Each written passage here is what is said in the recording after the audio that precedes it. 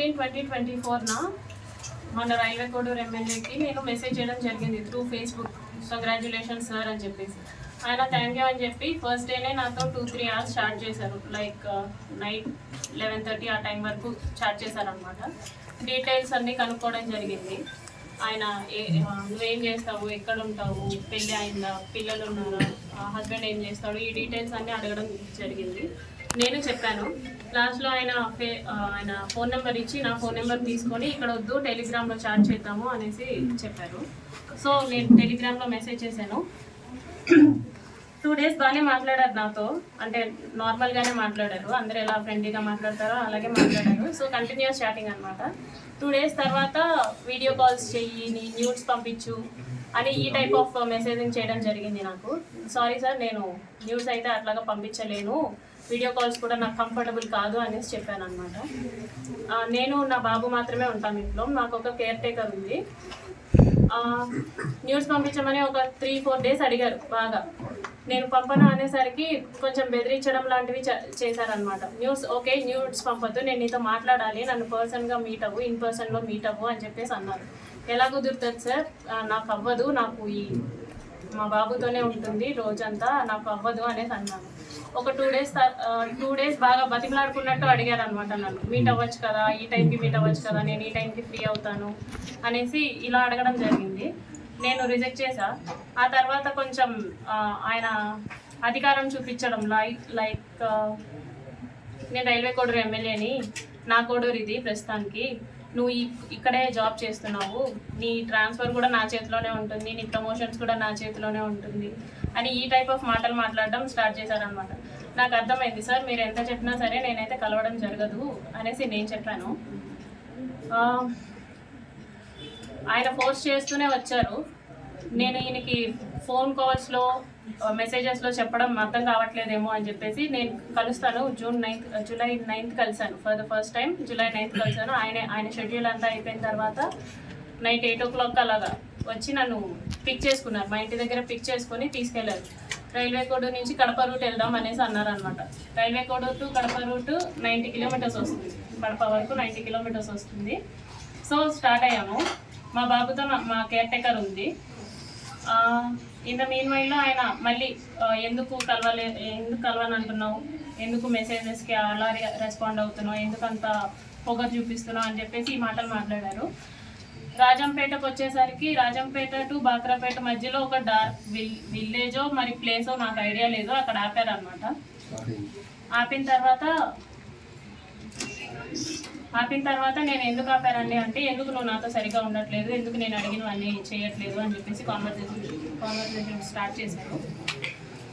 లేదండి నేనైతే ఆ టైప్ కాదు, నేను ఇక్కడ 5 years నుంచి ఉంటున్నాను, నేనైతే ఆ టైప్ కాదు, నేనేంటో నా జాబ్ ఏంటో అన్నట్టు ఉండేదాన్ని అనేసి నేను చెప్పాను. నువ్వు నాకు సెక్షువల్లీ కావాలి అనేసి ఆయన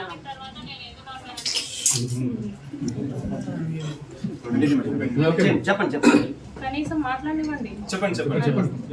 ఓకే. సో ఆయన సెక్షువల్ సాటిస్ఫాక్షన్ కావాలి నాకు నీతో అనేసి అన్నారనమాట. లేదు సార్ నేను అవన్నీ చేయను అనేసి చెప్పేసరికి ఆయన నా బాడీ పార్ట్స్ టచ్ చేయడానికి ట్రై చేస్తూ నన్ను ఫోర్స్ చేయడానికి ట్రై చేశారు. కార్ డోర్ ఓపెన్ చేసేలాగా నా జుట్టు పట్టుకొని ఇలా లాగారు, ఎడ్జ్ ఆఫ్ మై హెయిర్ పట్టుకొని లాగారు అనమాట. నా ఫ్రంట్ సీట్, నేను ఫ్రంట్ సీట్లో కూర్చున్నాను.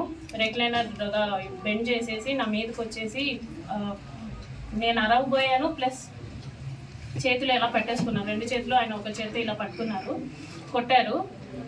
ఫోర్స్ఫుల్లీ నా ప్యాంట్ అది తీసేసి he force himself on to me for the first time. అయిపోయిన తర్వాత నేను భయపడిపోయి నేను వెనక్కి వెళ్ళిపోయాను. ఆ మధ్యలో నేను వెనక్కి వెళ్ళిపోయాను. ఆ seat middle of the seat ఉంటుంది కదా, దాని నుంచి నేను వెనక్కి వెళ్ళిపోయి నేను వెనక్కి కూర్చున్నాను. ఆయన డ్రైవ్ చేశారు, మా హోమ్కి డ్రైవ్ చేశారు. నేను దిగిపోతున్నప్పుడు చెప్పారనమాట, చాలా చాలా చేస్తున్నావు, ఇక నుంచి అట్లా చేయొద్దు, నువ్వు నా మాటే వినాలి, నేను చెప్పినట్టే చేయాలి, మీ హస్బెండ్ నిన్ను పట్టించుకోడేమో, నేను 1000 times ఎక్కువ పట్టించుకుంటాను నేను నిన్ను, సో నేను చెప్పినట్టే చెయ్యి, ఇది ఎవరికి లీక్ చేయొద్దు అని చెప్పేసి ఆ టోన్లో నాతో మాట్లాడారు.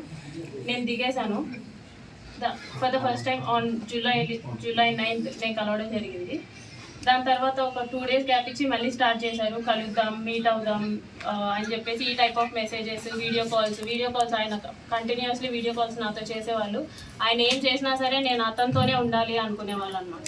ఈవెన్ తింటున్నా, వాళ్ళ పీపుల్స్తో మాట్లాడినా, స్నానం చేసినా, రెడీ అవుతున్నా నేను అతనితోనే ఉండాలి అని ఒక మరి శాడిజమో ఏమంటారో నాకు తెలీదు, తను అలా కోరుకునేవాడు అనమాట. ఏమన్నా అంటే నీకు ఒక బాబు ఉన్నాడు, నువ్వు అది గుర్తుపెట్టుకో, నువ్వు అది మర్చిపోతున్నావు, నీకు ఒక బాబు ఉన్నాడు, నువ్వు మాత్రమే ఉన్నావు, అది మాత్రం గుర్తుపెట్టుకో అనేసి అనేవాడు. నిజమే, నాకు పేరెంట్స్ లేరు, నాకు మమ్మీ డాడీ ఇద్దరు లేరు. మా ఫాదర్ జాబ్ వచ్చింది నాకు. నా ఫస్ట్ స్టేషన్ రైల్వే కోడూరులోనే. నాకు ఒక తమ్ముడు ఉన్నాడు, కానీ దూరంగా చదువుకుంటున్నాడు వాడు. మా హస్బెండ్ వచ్చేసి సాఫ్ట్వేర్, ఆయన దూరంగా ఉంటాడు నాకు. నా బాబు నేను మాత్రమే ఉంటాం.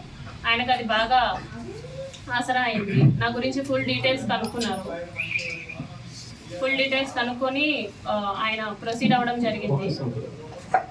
చాలా డామినేషన్ చేసేవాళ్ళు, చాలా డామినేటెడ్గా ఉండేవాళ్ళు అనమాట. ప్రతి విషయంలోనూ చిరాకు పడ్డం. ఇలా ఎందుకంటే ఈ టైప్ ఆఫ్ రిలేషన్షిప్, ఈ టైప్ ఆఫ్ ఫోర్స్డ్ రిలేషన్షిప్లో నేను ఎందుకు ఉండాలి అని చెప్పేసి నేను అడిగినప్పుడు, నాకు నువ్వు ఇలాగే కావాలి, నాకు నువ్వు ఇలాగే ఉండాలి అని చెప్పేసి బెదిరింపులు, గట్టిగా మాట్లాడాలు, పొగరు చూపించడాలు. ఏమన్నా అంటే ఆఫీస్లో ఒక ఎంక్వైరీ వేస్తాను అనేసి అంటారనమాట. నువ్వేదో తీసుకున్నావు, నువ్వేదో బ్రైట్ చేసావు అని చెప్పేసి వేస్తాను ఎంక్వైరీస్ అనేసి, నాకు ఆ రకంగాను, ప్లస్ నాకు ఫ్యామిలీ లేదు కాబట్టి ఈ రకంగానూ నన్ను భయపెట్టడం జరిగింది. So for the first time నేను ఆగస్ట్ ఎండింగ్లో నా ప్రెగ్నెన్సీ పాజిటివ్ అయింది. ఈ విషయం నేను అతనికి చెప్పాను అనమాట.